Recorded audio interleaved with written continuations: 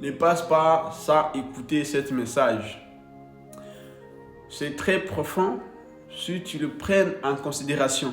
La Bible dit en Romains 8:13, si vous vivez selon la chair, vous mourrez.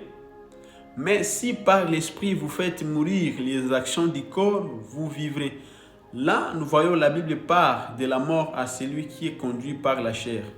Pourquoi? Premièrement, parce que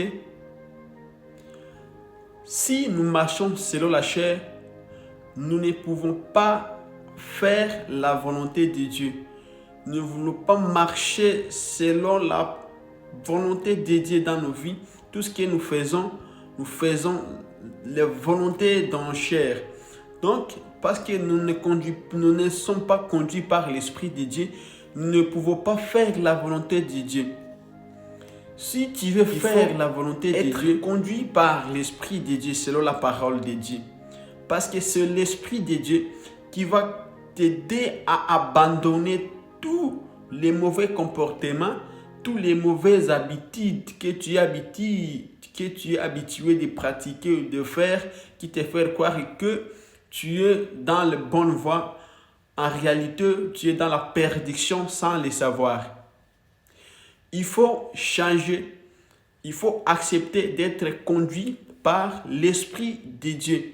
Parce que c'est l'Esprit qui va te faire devenir une nouvelle personne. Les gens vont voir que tu es devenu une nouvelle personne.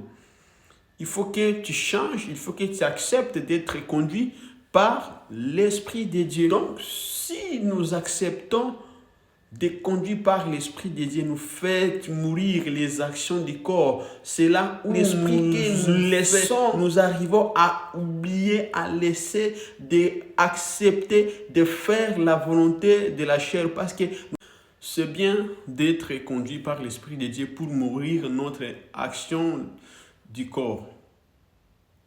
Et c'était juste ça.